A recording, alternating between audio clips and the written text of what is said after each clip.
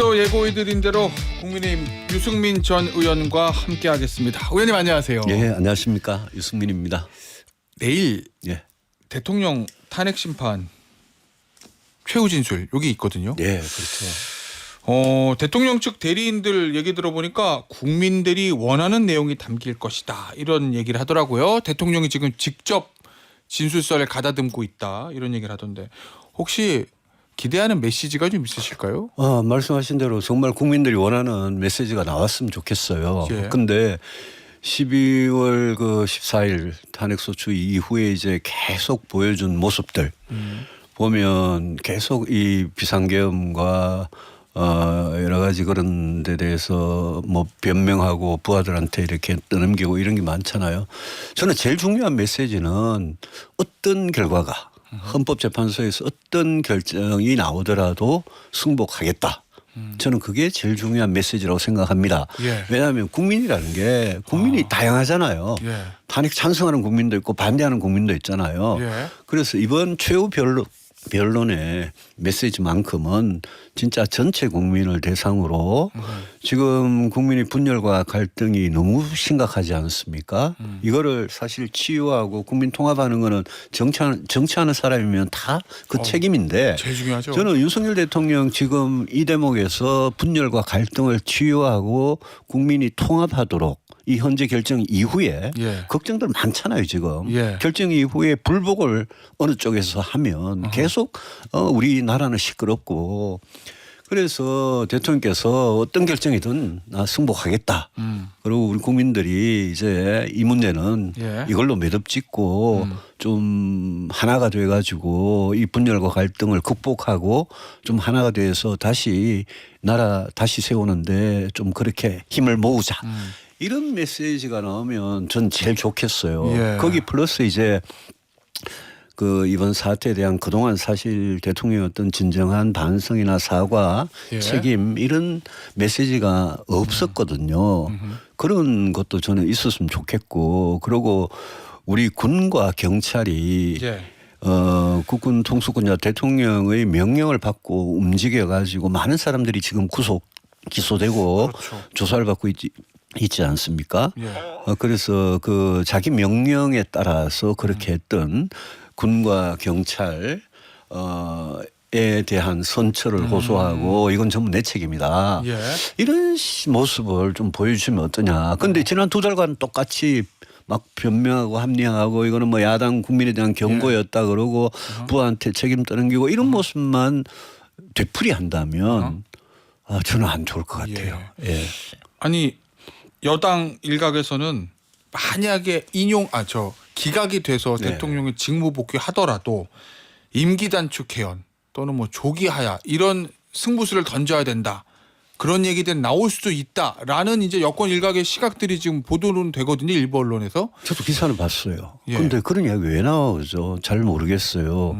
기각되면 이제 뭐 내가 어떻게 하겠다 예. 그런 말씀을 하실 수는 있을 것 같아요. 예. 그런데 그게 이제 그거는 이제 기각을 바라고 하는 메시지겠죠. 예. 그런데 기각되면 당연히 직무 복귀하는 거고 그러면 이제 그 이후에 대통령으로서 어떤 자기 자신의 어떤 계획에 대해서 밝힐 기회는 얼마든지 있는 거죠. 예. 그 최후 변론에 이제 그런 게 들어가는 게 그게 윤 대통령 본인한테 도움이 될지 예, 그게 뭐 헌법재판관들의 마음을 어떻게 움직일지 예. 그거는 내 모르겠습니다만은 그 조금 좀 엉뚱한 이야기 아닌가 예. 싶어요. 그럼 당 일각에서 여권 일각에서 그 얘기가 솔솔 나오는 이유는 뭐라고 보십니까? 어떤 모르겠습니다. 정치적인 뭐 의도가 있다고 대통령하고 보세요? 무슨 교감으로 예. 그런 게 나오는지 모르겠는데 제가 아까 말씀드린 어떤 예. 결정이든 승복하겠다라는 메시지가 없고 반성 사과도 없고 만약 지난 2달간 해왔던 그 메시지 반복이라면 예. 아마 방금 앵커께서 말씀하신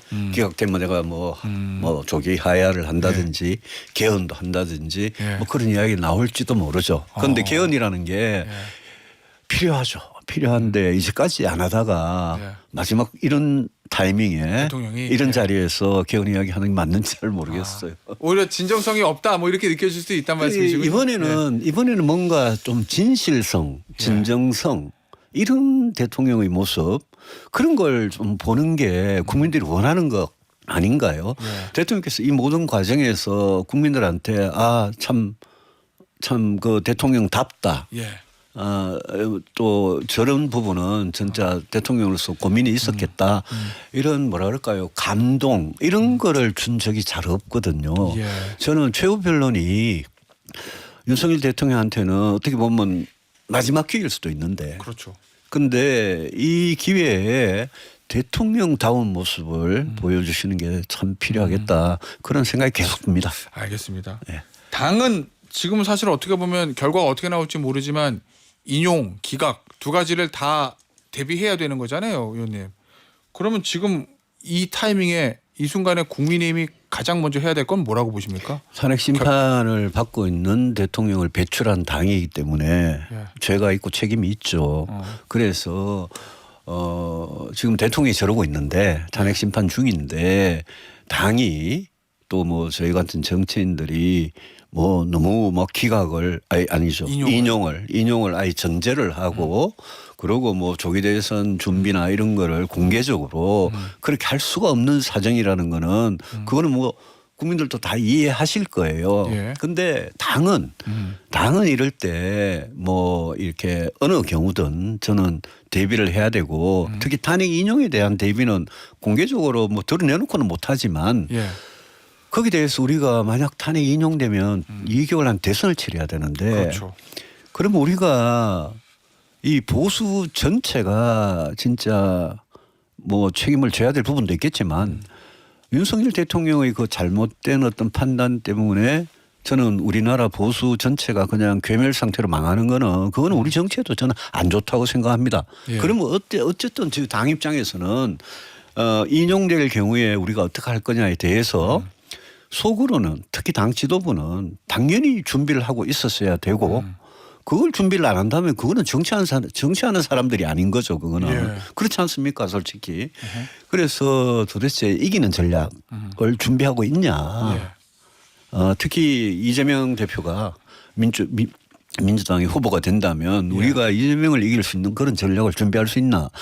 지난주 금요일 날 갤럽 발표 이후에 보시면 토요일 날 일요일 날 뭐 보수 언론 우리가 뭐 조중동이라고 흔히 이야기하는 보수 언론조차도 사설과 기사에서 중도층에서 무너졌다. 예. 중도층이 돌아섰다. 그런 기사가 이런 많았죠. 기사들이 많았어요. 예. 그만큼 보수 언론들조차도 지금 걱정하는데 키는 이기는 전략은 결국 중도층 마음을 어떻게 잡느냐인데 이재명 대표는 지금 왼쪽에서부터 중원으로 막 그냥 거침없이 우리가 뭐 도저히 방어를 안 하고 대항을 안 하니까 막 쳐들고 오잖아요. 예. 그리고 남은 그냥 빈집털이하고 남은 안방까지 다 차지하려고 그러잖아요. 예. 근데 우리는 뭘 하고 있느냐. 예. 거기에 대응을 안 하는 거 이건 정당이 아니죠. 최근에 이제 보도들 보면 이 탄핵 과정에서 너무 당이 국민의힘이 오른쪽으로 가는 거 아니냐. 그러면 만약에 탄핵이 인용되고 조기 대선이 열리면 갑자기 요 탄핵에 반대했던 이미지 요거를 전환하고 중도로 외연 확장하는 거 이게 갑자기 급변치하는 게 쉽지 않을 거다.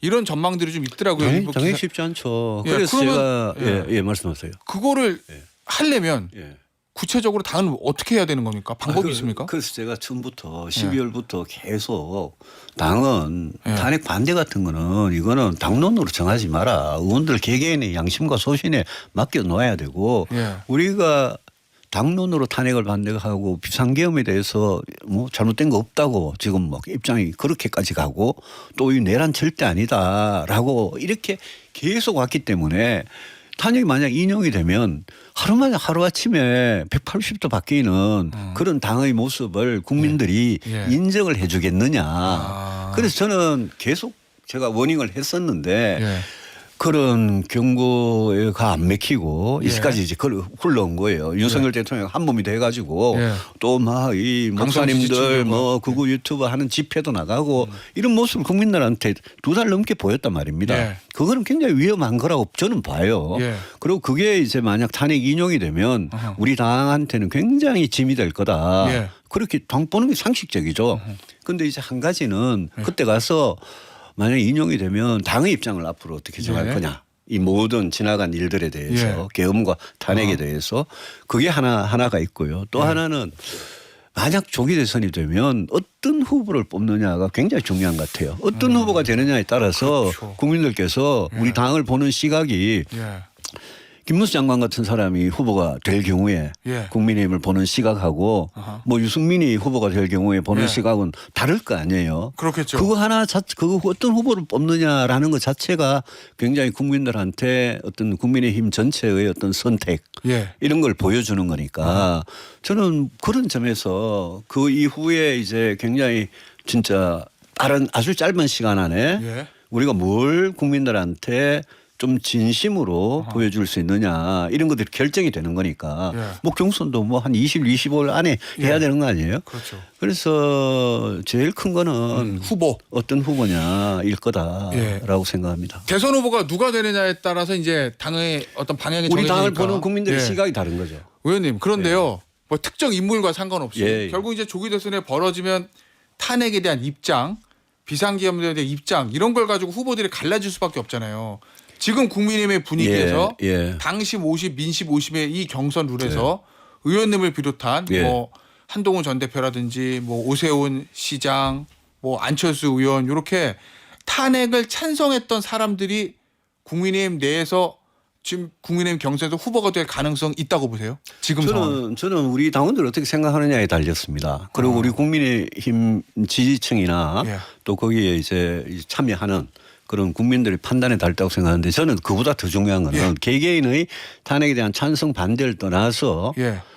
전 진짜 우리 약속을 해야 될 게 하나 있어요. 뭐요? 국민의힘 하나가 돼야 된다. 아. 탄핵에 찬성을 했던 반대를 했던 저는 처음부터 그런 주장이었어요. 생각의 차이가 있을 수 있잖아요. 그렇죠. 윤석열 대통령의 그 계엄에 대해서 사람마다 생각이 다르잖아요. 예. 국민들도 다르잖아요. 우리 국민의힘 안에 정치인들도 다른 거예요. 저 같은 사람이 있고 뭐 김문수 장관이나 홍준표 시장 같은 사람이 있어요. 예. 그런데 어떤 경우든 우리는 탄핵에 찬성을 했던 반대를 했던 우리는 하나가 돼 가지고 우리가 분열하지 않아야 된다.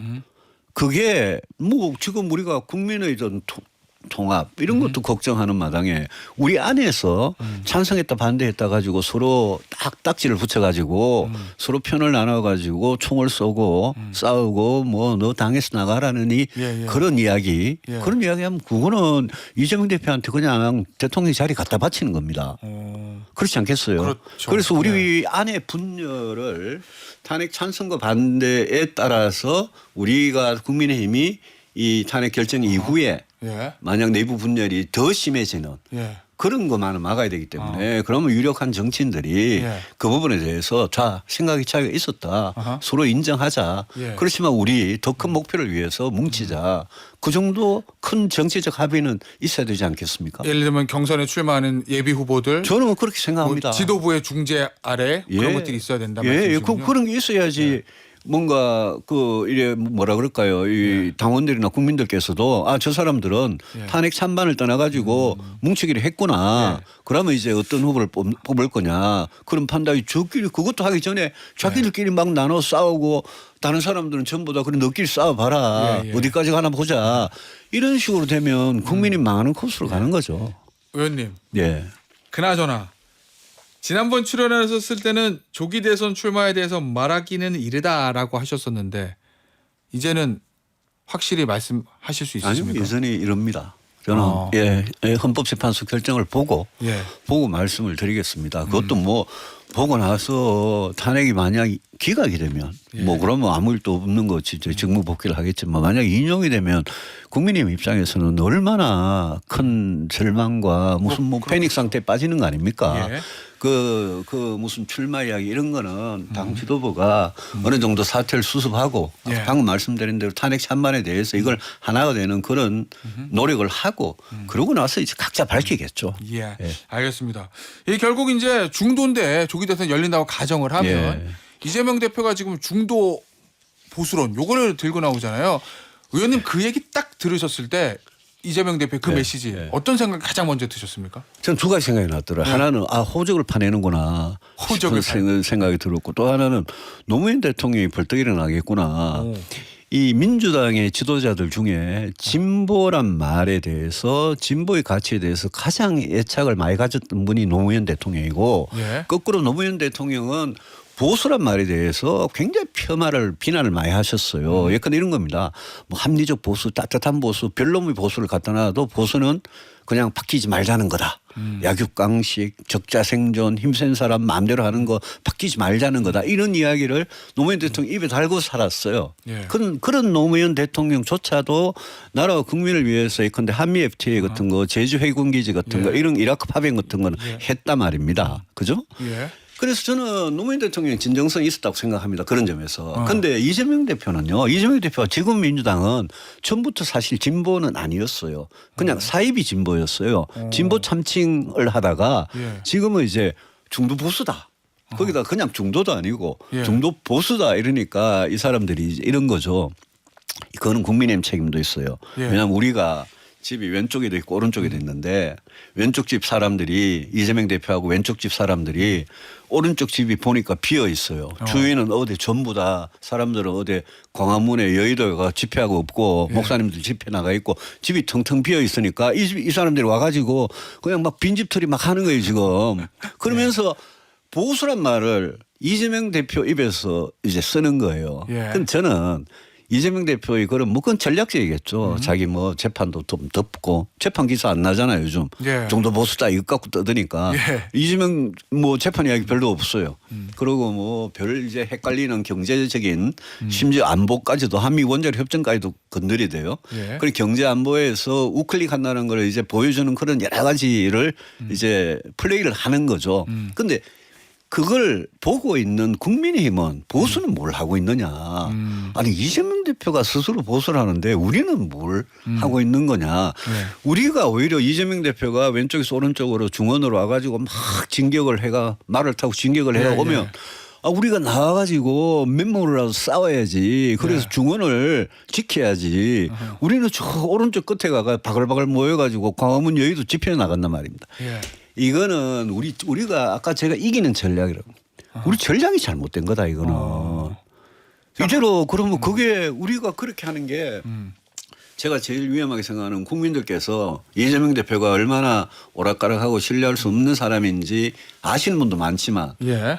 또 모르시는 분들은 최근에 이재명 대표의 여러 가지 달콤한 그런 갑자기 세금을 깎아주겠다 이런 얘기 많이 하잖아요. 예. 그런데 이렇게 넘어갈 수도 있어요. 그래서 오히려 지금 국민의힘이 정신 바짝 차리지 않으면 예. 안방까지 다 내주게 생겼다. 선거 전략상으로만 놓고 봤을 때 이재명 대표 이 전략은 굉장히 유효하다 이런 말씀이신 거죠. 그 사람 입장에서는 미울 정도로 야가 빠졌지만 그건 그 사람 입장에서는 영리한 전략이죠. 당연히. 오히려 우리의 대응이 예. 지금 제가 보기에는 한심한 거죠. 근데 지금 국민의힘이 대응하는 거 보면 예. 야, 왜 일관성이 없다. 말 바꾸길 잘한다. 그 말 자체는 맞죠. 예. 그렇게 대응하거든요. 일관성 없고 말 바꾸기 잘하고 신뢰할 수 없고 예. 그거 자체는 맞는데 어허.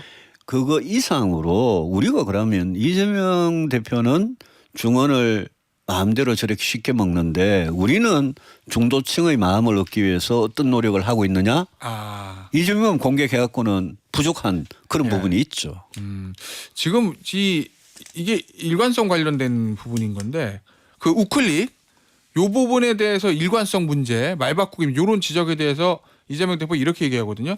세상이 바뀌고 상황이 바뀌었는데도 변하지 않으면 그런 것을 바보라고 그럽니다. 이렇게 대답했는데 여기에 대해서 의원님이 반박해 주신다면 뭐라고 이재명 말씀하십니까? 대표는 원래 그런 분이에요. 그리고 대통령이 만에 하나 저런 분이 대통령이 되면 예. 그러면 이제 다시 옛날로 돌아갈 거예요. 그래서 2021년에 기억하는데요. 2021년에도 그랬습니다. 성남시장 시절부터 전 시민한테 돈 퍼주고 기본소득 하겠다 이러다가 예.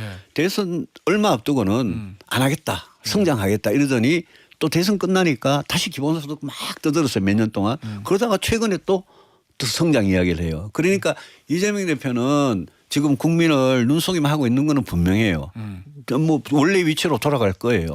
그런데 예. 이제 지금 선거를 앞두고 저 사람의 저런 전략은 예. 굉장히 조심해야 된다. 그러면 국민의힘이 그거를 맞받아치려면 중원을 역시 뺏기지 않기 위한 우리가 중도를 지킬 수 있는 그런 큰 전략. 저는 그게 우리 대선 전략이고 그 전략이 없으면 우리 당원들, 우리 지지자들, 보수 유권자들 제일 싫어하는 게 뭡니까? 이재명 이 대통령이 된 대한민국에서 5년 동안 사는 거 끔찍하다 이거 아닙니까? 보수 그걸 만약 유권자들은. 예, 보수 유권자들은 그거를 막으려면 예. 그러면 중도 싸움을 해야죠. 뭘 해야 돼요? 그러면 구체적으로 뭐 하나 아이디어. 정책부터 예. 시작해서 그다음에 우리가 그동안 뭐 지금 이리 비상계엄이나 탄핵에 대한 입장 같은 것도 예. 중도층에서 많이 밀리고 있잖아요. 예. 그런 부분도 새로 다 정리를 해야죠. 정치 정책 저는 다 바꿔야 된다고 생각을 합니다. 알겠습니다. 의원님 최근 인터뷰 보니까요. 예. 박근혜 전 대통령 얘기를 하셨더라고요. 쌓인 예. 오해가 많다.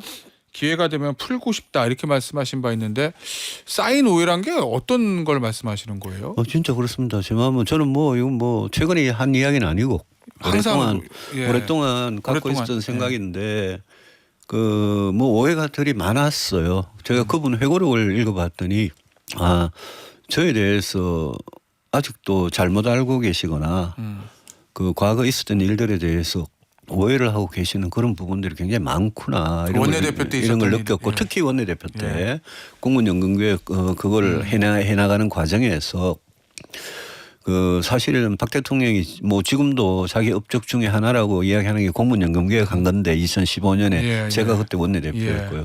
제가 그걸 해냈는데 그걸 하고 나서 이제 더 오해가 많이 쌓인 것 같고 그래서 뭐 이제 세월이 지나고 예. 이제 저도 나이가 들고 박근혜 대통령도 이제 자꾸 연세가 들고 예. 그러니까 이제는 좀 서로 풀고 오해가 있으면 그런 것도 좀 풀고 화해도 하고 저는 그런 기회가 언젠가 왔으면 좋겠다. 이거는 뭐 정치적인 예. 일정하고 아하. 관계없이 제가 늘 원하던 거였고 정치 일정과 상관없이. 예. 그런 게 뭐 언젠가는 오겠죠. 그럼 저는 뭐 그래 바랍니다. 그 대구 사저에 방문하실 계획도 있으신 거예요? 가능하시다면?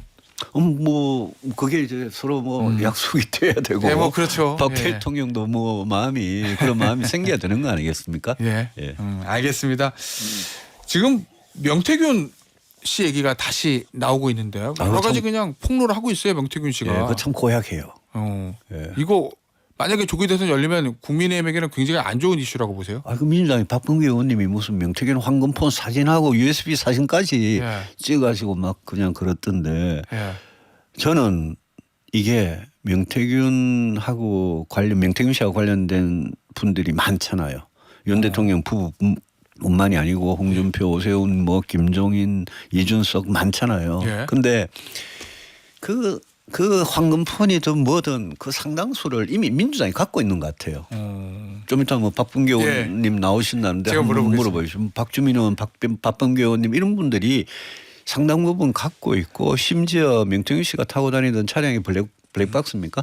그 블랙박스에 있는 것도 다 갖고 있는 것 같아요. 그렇기 때문에 저는 더더욱 예. 서울중앙지검에서 이걸 이관 받았잖아요. 예, 창원지검에서 예. 서울중앙지검이 저는 그 중에 그냥 이렇게 뭐 조금 정치적으로 조금 부적절한 부분이 있을 거고 불법인 부분이 있을 수 있다면 예. 적어도 최소한 불법인 부분에 대해서는 서울중앙지검이 빨리 모든 걸 다 밝혀줬으면 좋겠어요. 안 그러면 명태균 씨의 입에 계속 놀아날 것 같아요. 그럼 뭐 홍 시장이나 오 시장도 지금 강력하게 원하는 거 아닙니까? 예. 검찰이 빨리 밝혀달라는 거. 그러면 검찰이 포렌식도 끝나고 다 끝났잖아요. 보고서까지 다 썼다면서요. 예. 그러면 주요 정치인 윤석열 대통령 부부를 포함해서 그걸 밝혀야죠. 검찰이 그걸 안 밝히고 예. 안 밝히고 그냥 뭐 김영선 전 의원이나 몇 명에 대해서만 지금 기소하는 걸로 그런 식으로 되니까 예. 오히려 혼란과 이런 게 더 커지는 것 같아요. 예, 알겠습니다. 짧게 의원님 마지막 질문인데요. 네네. 최근에 한겨레 21에 칼럼이 실렸더라고요. 제목이 한동훈과 유승민이 손잡는다면. 그러면 두 사람이 뭐 손잡고 보수 재편해라 뭐 이런 얘기일 것 같은데 이거 가능성 있는 얘기라고 보십니까? 안 그래도 뭐든 저는 뭐 아직 그 한동훈 대표님을 한 번도 뵌 적은 없습니다. 뭐 예. 그냥 행사장에서 예, 조우를 예. 한 말고는 예. 서로 대화를 할 기회가 있으면 대화를 해보고 서로 또 나라와 또 우리 당이 제일 위기에 있으니까 그런 걸 뭐 위해서 협력할 일이 있는지 예. 그런 거는 아마 추후에 열려 있는 가능성이라고 생각합니다. 알겠습니다. 국민의힘 유승민 전 의원이었습니다. 의원님 감사합니다. 네, 감사합니다.